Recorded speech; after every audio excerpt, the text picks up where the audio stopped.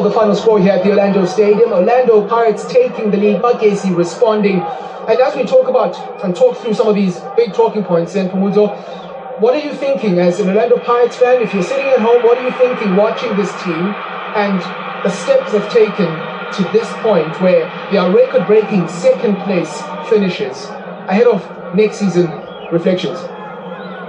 I think they'll have to take stock. You have to look at the data.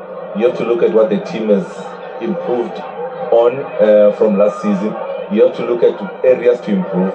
You have to look at what type of personnel you need to bring into this Orlando Pirates team. Yes, a lot of youngsters have been brought into the first team. The likes of Tito Masonga. You need to look at his season so far and say, last season Player of the Year.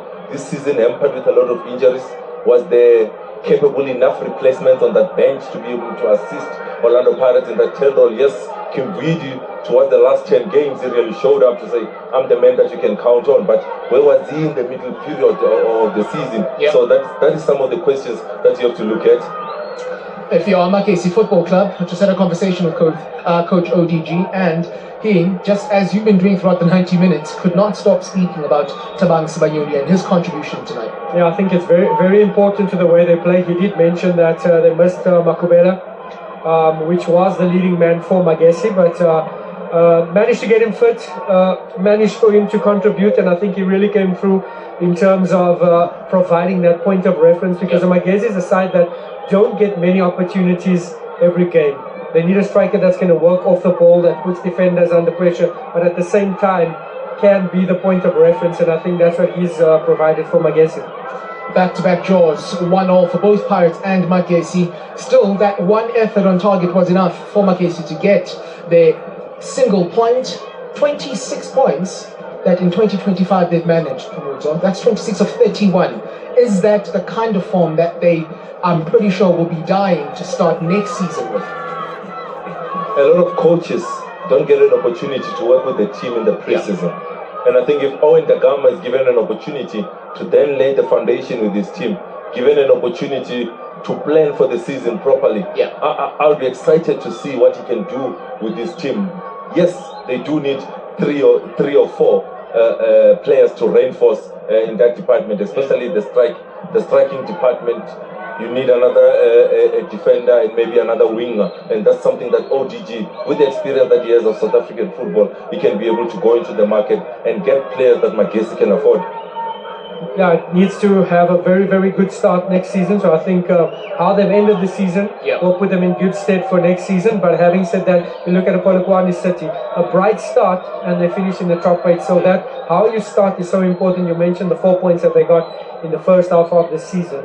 And I think that will definitely change once they have a good start. So then, another reminder of what the top end of the Betway Premiership standings look like. As things stand, there's a great chance that isn't going to change, regardless of what happens tomorrow in the half of football that both SuperSport United and Arrows have to play. So once again, TS Galaxy, Amazulu, Polokwane City, Richards Bay, teams that not many teams might have given an opportunity to finish in the top 8. Wonderful work that they have done. Same has to be said for Magesi Football Club, finishing just outside that top 8. And again, based on the second half of the season, brilliant work ahead. However, Golden Arrows, Cape Town City, SuperSport United, that trio, Pumuzo. For Cape Town City, they'll be watching this particular half of football with great interest. It is a 45 minutes that has so many permutations as to what happens with that 15th spot. For Golden Arrows players, it's honoring a fixture. For SuperSport United players, it's fighting for your life. Your salary might change. If that game, if anything goes wrong in that game, your salary changes, Lazi. So you'll put everything you have to try and get at least a point in that game. I will not ask anything more. Stanton, final word to you? I'm not sure about the salary change because it's not a playoff. It's not a playoff. But that's the stark reality of the situation. So we'll be glued to the television to see the fate of either Cape Town City or SuperSport, who's going into the playoffs. Yeah, this prolonged ending to the season has got another 45 minutes worth of drama. Do make sure you're with us, your World of Champions, around lunchtime tomorrow. It is Super Sport United. Golden Arrows, take 2. For now, though, such a pleasure to be alongside you, Pamuzo, Stanton, our commentators, and